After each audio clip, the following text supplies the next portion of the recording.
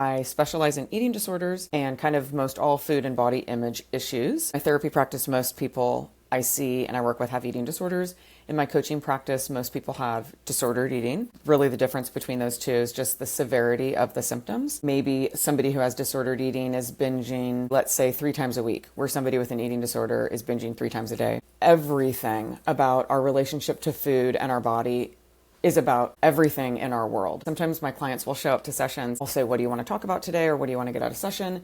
And they'll say, well, I'm actually doing okay with food this week. There's something else going on, but I know we don't talk about that kind of stuff here. And I'm like, what are you talking about? No, we talk about everything here because everything in your life correlates and affects your relationship with food and your body. Here's maybe an example of a situation. Working with a client and they come to see me for their eating disorder. But because they've never really had help before, they don't really know the other things that they're struggling with. They can't put words to it. And so we haven't even touched food or body image issues yet because there's so much more on the surface we have to deal with, like narcissism in her life. She has some very close people to her that are narcissistic and very abusive. And I tell her, if you don't start to set boundaries, if you don't take care of yourself in this relationship, your relationship with food will never get better.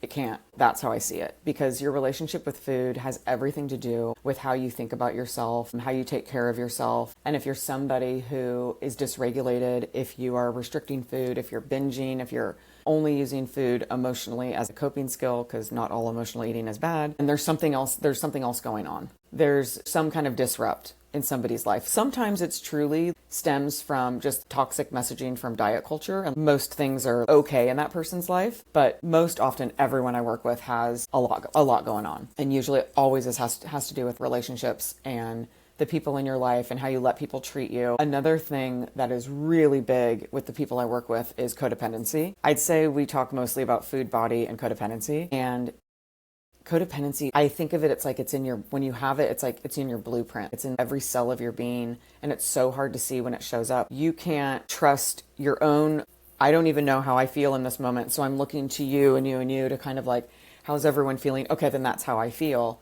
How can you expect to be able to trust yourself with how to eat? I'm kind of like going all over the place right now because there's so much to say about it. I say that muffins are like hugs. What is that connection that we make? How do we make that connection between food? I mean, obviously, yeah, it's a survival basic. Now we have such an abundance of food, not everybody, but at least me in my life. How do we make that click between food being this emotional support? I love that you're saying that because I think because of diet culture, we're led to believe that emotional eating is always bad and it's the worst thing ever. And that is so not true because we emotionally eat all the time. You go to a birthday party and you're not physically hungry, but you eat the cake because that's what you do and it's fun. Maybe you break up with your boyfriend and you eat a pint of ice cream. That's okay. It's a problem when all you're using is food. When you don't know how to cope with sadness, anxiety, stress without using food. That's when it becomes a problem. But I love that you said a muffin feels like a hug. I love that because so often we as a culture demonize food and make it so bad and like, oh my God, I can't believe you ate that donut. I can't believe I ate a donut. I'm so bad. How are you bad by eating a donut? But I get it because I used to say that to myself because I used to be one of my clients, if you will. Do you ever overcome an eating disorder or it's just something you learn to manage? Both. I think the people that don't recover from an eating disorder, usually it's because you're so obsessed and focused with your body size. That's the biggest struggle. Even with intuitive eating, I'm also a certified intuitive eating counselor. That's in all the work I do with my clients. And I will say to them, there is a temporary period in intuitive eating and recovering from your eating disorder where you need to give yourself full permission to eat whatever it is your body is desiring. That might look like a lot of binging for a while, but you're eating it in a different mentality rather than like, I can't believe I'm eating these donuts. Oh my God, I'm going to get so fat. It's okay. I'm eating these donuts. My body really wants to eat these donuts. This feels confusing, but I'm letting myself do it. People are so scared of that time period. They usually try to go around it and avoid it. And you can't. You have to go through it because what you're doing in that period is you're really letting your body know it can trust you again. And at some point, your body doesn't need those donuts. It trusts you enough that you're going to eat a donut when you want a donut. But now that you've given yourself permission to eat all the donuts, I don't want donuts anymore. I'm good, you know? Can you expound that your body trusting you again? Let's just use the donut. Let's say I'm scared of this donut and all I'm ever told is don't eat donuts. You're going to get fat. They're bad for you. So I'm like, donuts are the worst. They're disgusting. They're so bad. As long as I'm doing that, I'm actually putting this donut up on this pedestal and I'm giving it a lot of power, because once I actually take a bite of that donut,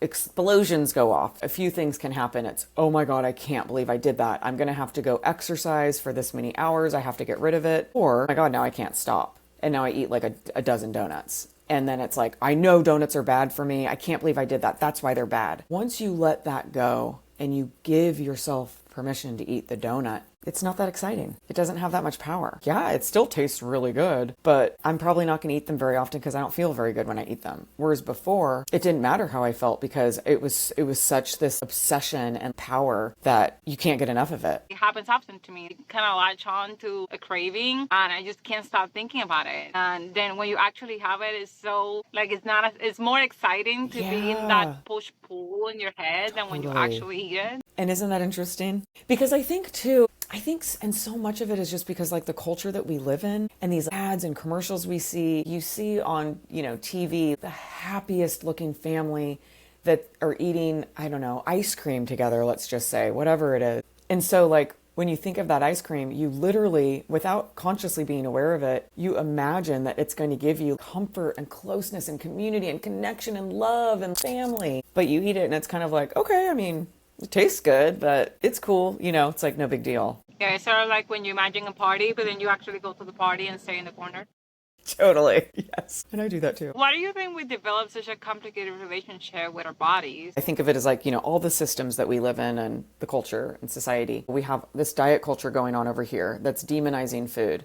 And it's giving you all these messages that are misinformation, harmful. It used to be sugar-free, now it's fat-free, now it's keto, now it's intermittent fasting. It's like, make up your mind already, So you're given all these messages demonizing food. And at the same time, we have an extremely fat-phobic society. We are obsessed with fatness and thinness. So we're also given these messages that gaining weight, being fat, being chubby, whatever, is the worst thing in the world. Like worse than having cancer, the worst. And so when you have this going on and this going on, it's a perfect setup for a development of disordered thinking and disordered eating. I have to look really good, so I must follow these messages. But when I follow these messages, guess what? The only reason these messages exist is because these people are making money. And so I keep going back because it's not working and I keep giving them my money, right? Because the diets aren't supposed to work. They're not supposed to work. And then everyone thinks they're a failure when it's like, no, the diet was meant to be a failure. You're not the failure.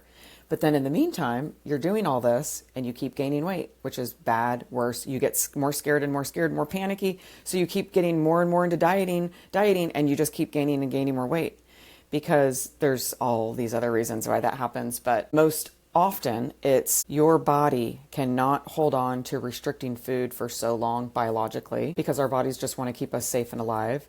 So it will instill actual triggers to overconsume food. And then oftentimes the person on the diet is just like, I can't do it. And then you eat the thing and then it turns into a binge. And then you're back on the diet and then you're back in the binge. And it's just, that's typically how it goes. In that meantime, you're gaining and gaining and getting bigger and bigger. What are some misconceptions? There's so many. So a lot of myths are like only white adolescent girls are anorexic, and it's because they're so obsessed with their appearance. Sure, that does happen, but that is a myth.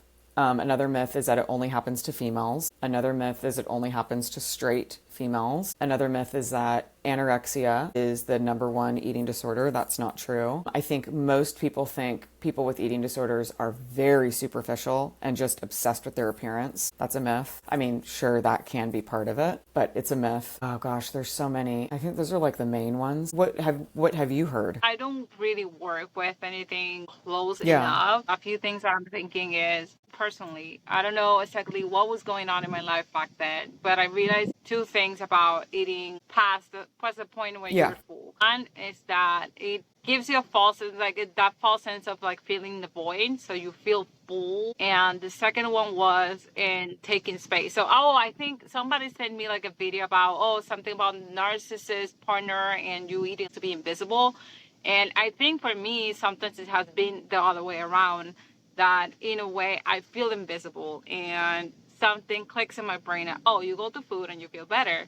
And as you get bigger, you take more Yeah. space. But that's what felt true to me. Yeah. Sometimes it's just like it makes me occupied. Having to cook means that I get to make a list and go to the store and cook and then eat and then clean and then just rest because I've eaten so much. You're totally right. There's so much busyness around all of it. It's such a distraction. And when you're talking about eating past fullness, and I think you said you felt a void, yeah, it's a numbing agent. That's why unconsciously we overconsume food and binge eat food, because it numbs us out.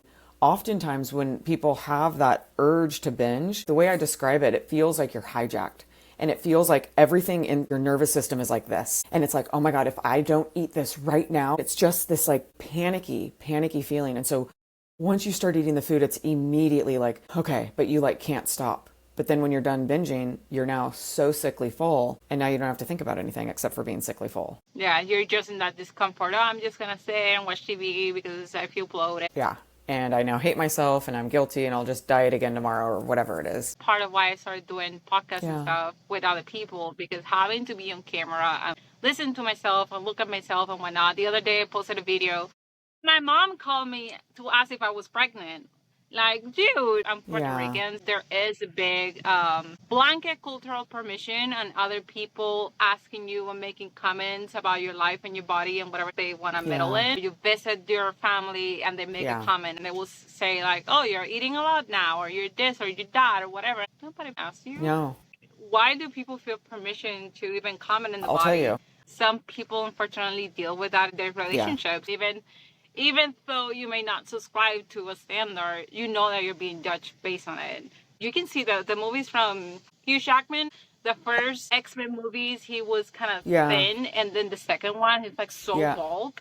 Like you can see how the men's appearance have now changed from older movies to how they're supposed to look now. And then I'm thought that I'm supposed to be thin, but centuries ago I was supposed to be this other thing. Like it just keeps changing to whatever you are, you're wrong. You should look some type of different way. One thing I just want to share with you is one of my very favorite responses to anyone who's being judgmental about food or body stuff is, does that make you uncomfortable? Because you were asking why people do that. People judge other people with food or eating or body stuff because of their own stuff. I'm only going to judge you if I'm judging me.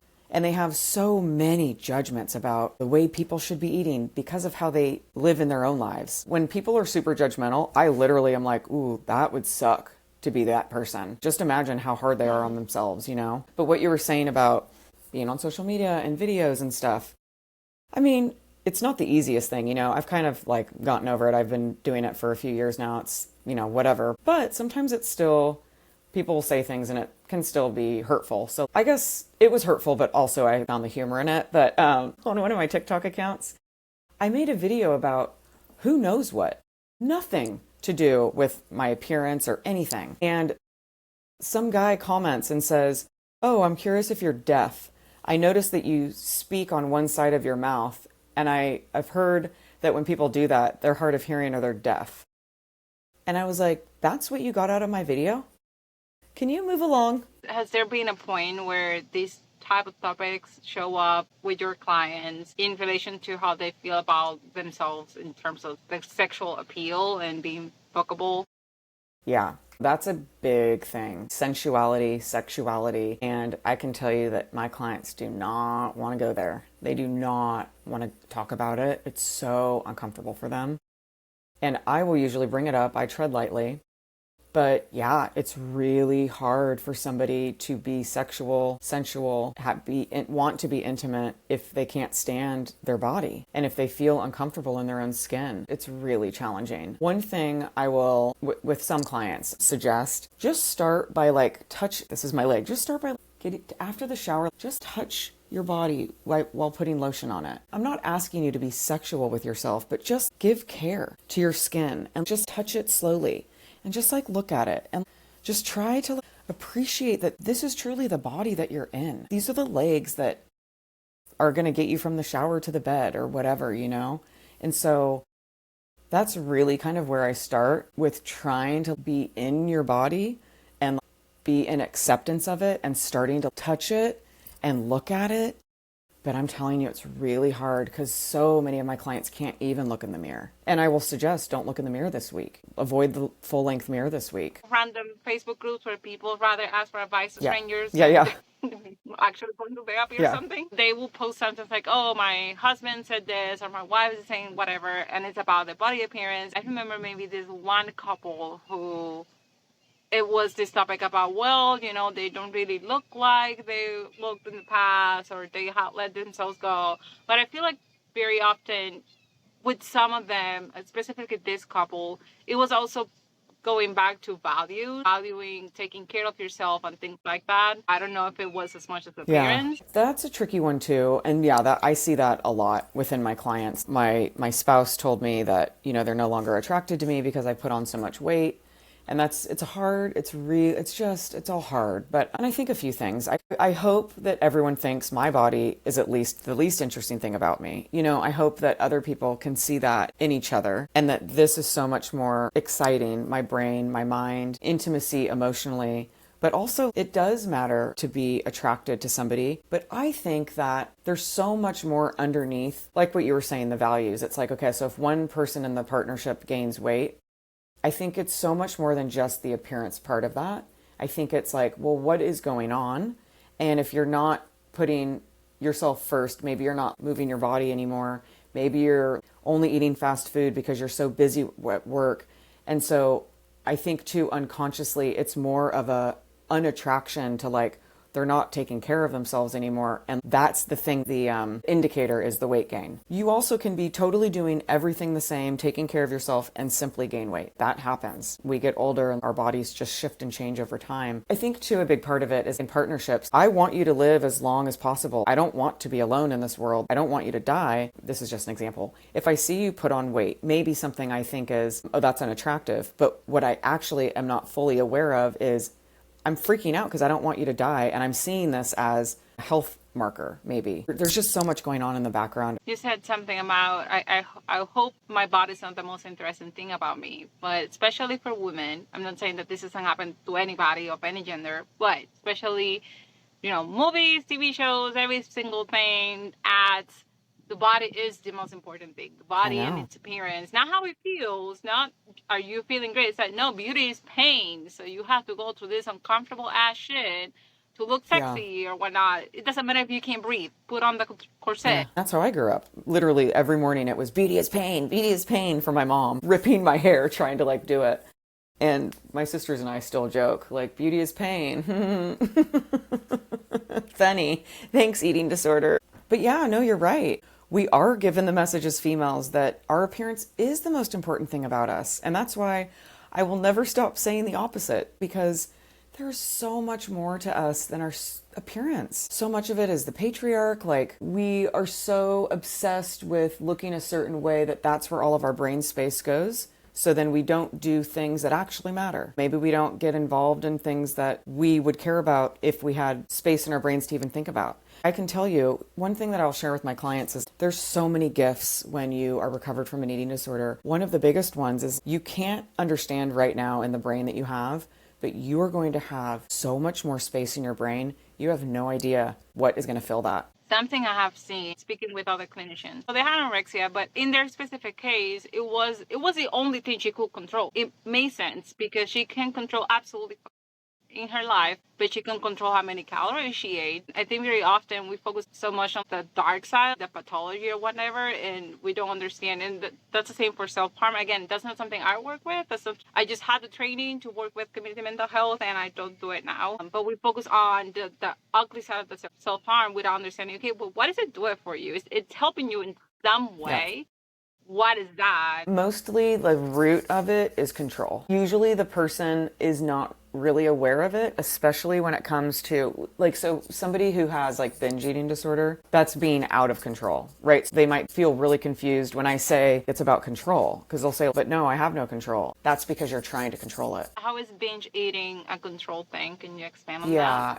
I mean, and again, this isn't for everybody, because there are people that don't restrict food. There are people that don't think of food as that do have binge eating disorder. So like that does exist. So I'm not talking about maybe that person. Most of the people in my world, and this is my opinion, I think most people that have binge eating disorder are like this, what I'm going to say. It usually stems from restriction, whether you're truly restricting food or you're mentally restricting it. So mentally restricting it is what I was talking about with the donut. It's like, I'm not eating this, or maybe I'm eating the donut, but as I'm eating it, I'm like, oh my God, I can't believe you're eating this donut. You're going to get so fat. What do I need to do to get rid of it? That's mental restriction. Mental restriction is also like just putting that donut on a pedestal and being like, oh my God, that's like the scariest thing ever. That's mental restriction. And restriction is control. And so when you have that such tight control, your body just can't hold on to that for so long. And so it like lets go and then you binge. So whenever people have binges, I'm like, no, we don't talk about the binge. Let's talk about the restriction. Because the binge is just a symptom of the restriction. That idea of all or nothing. Yes. So you start eating super healthy all the time and no desserts allowed, and then suddenly you spend the weekend eating everything you haven't eaten and extra. And most people I work with, they, in the beginning, they'll say like, I describe to me what it is that's going on with food. What is it like? And they'll say, I don't get it. Like, I'm so good. I wake up at 6, I eat this. At lunch, I eat this. At dinner, I eat this. And then every night I end up in the popcorn, in the chocolate chips, and I can't stop eating and I don't know why. I'm so good all day. And I'm like, you just said it. You think you're being good by restricting all day. And so of course you're going to binge at night. So then we implement like, why don't you add a cookie to breakfast or add chips to lunch and give yourself some more snacks. Let go of the control a little bit, and then it's shocking when they don't do the binging at night anymore. They're like, you'll never believe it. I do believe it. A lot of times when people are recovered from the eating disorder, they then can have a sexual experience and come into their own sexuality. The part I love about my job is getting to work with people throughout a long time span. And so like I meet them when they have the eating disorder. And this could be, I've worked with people for years, like one person for years is what I mean. And so seeing them go through all these transitions in life and then they're recovered and now they get to talk about their sexuality. They have space to talk about it. And it's something that they can look at because they're not binging and starving every day. And that's really exciting because I just want people to live the life they want to live and live a full life. And man, sex and sexuality, it's huge. It's such an important piece of life. What's your crash course that you wish everybody knew about eating disorder, disorder eating? What will be here's your introduction, here's what I want you to know, here's what I want you to take away with you? It would have something to do with the messaging, like start asking questions. Start getting curious about your thoughts. Why do you think you can't eat until 12 o'clock? Who said? Why? Does that even make sense? Who told you that? So really start getting curious and interested about your thoughts and really look at the restriction. And I will also say, every time you restrict, you're just asking for a binge later. So like, if you want to binge later, yeah, go ahead, restrict. That's probably what will happen. So it would be observing your thoughts, question them, really get curious, critical thinking, and to look at the restriction. What is intuitive eating? How do you describe that? Intuitive eating is so much more than food and body. I think of it as a relearning in trusting myself and in trusting everything about myself, trusting my intuition, trusting that when I'm feeling anxious, I need to pause and look at something like, okay, what am I actually anxious about right now? Do I need to actually take care of something? Am I not speaking to something? Do I need to call someone who I had maybe an uncomfortable phone call with yesterday? It's eating in a way that honors everything about a person's life. Everyone lives a different life, right? I will also say it's a privilege because some people don't have full access to food. A lot of times people think intuitive eating is the hunger fullness diet. Eat when you're hungry, stop when you're full. That's not it.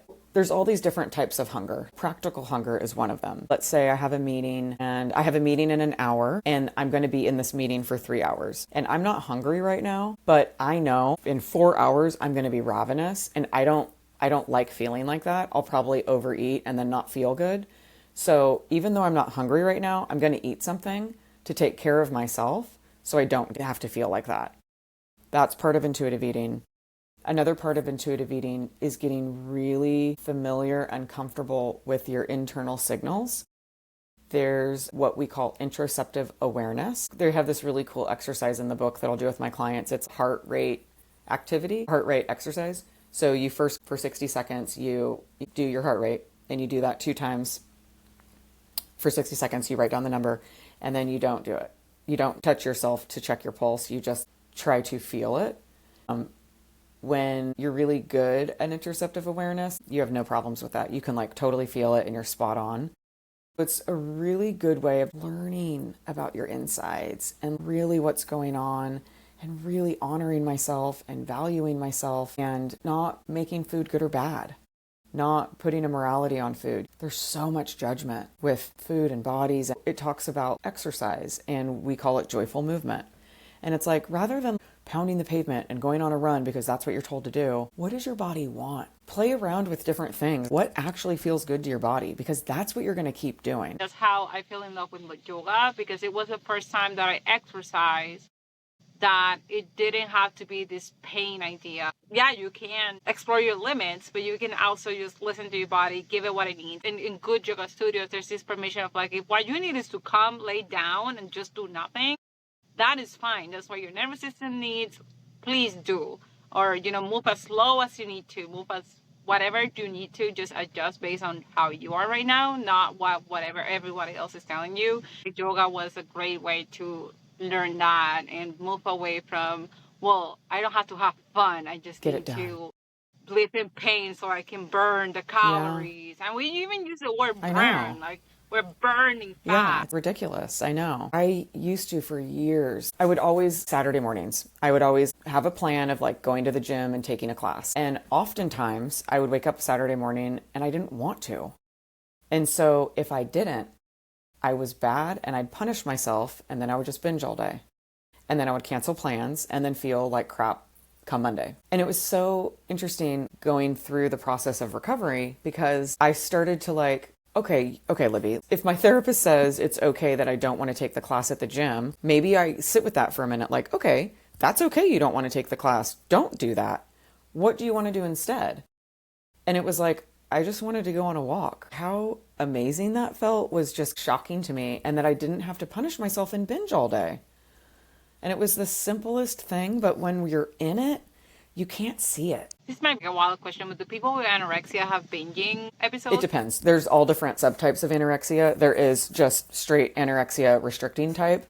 That does exist. It's pretty rare. But yeah, most people have anorexia with binge type, anorexia with purge type, anorexia with binge purge type. Yeah, where most of it is restricting food. If you're somebody that is concerned about over-consuming food or binge eating, look at the restriction. Don't worry about the binge, look at the restriction. What are some signs that we may be struggling with our relationship to food and our body? I think it's pretty easy to know if you're struggling with your body image. You usually will feel pretty bad about yourself. You look in the mirror, you might do body checking, which is like you're kind of like maybe squeezing your arm or like sucking your stomach in or like, holding your butt or something. So that's body checking. If you are noticing feeling pretty bad about yourself in your body, you're getting on the scale a lot, definitely you deserve help. With food stuff, it's when you start to really put good and bad, when you're like junk food, healthy food, when you notice that you judge others and what they're doing with food, when you're starting to compare what you're doing with food to what other people are doing with food. I think that's a huge indicator, the comparison. And just anything that isn't intuitive. Is your relationship with food because you're adhering to external guidelines or messages? Are you eating at the certain times of a day because something told you to? Are you eating this food because this app told you to eat it? Like, is that actually intuitive? Is that really what your body wants? Can you real quick tell me who you are, how to find you, and how do we know you're a good fit? Well, I'm Libby Supan, and I'm a therapist and certified intuitive eating counselor. I'm a therapist and a coach. And on social media, I'm Food Freedom with Libby. My website is just libbysupan.com. I have groups. I mostly work with individuals. I am all about this, and anyone that wants help, you are very deserving.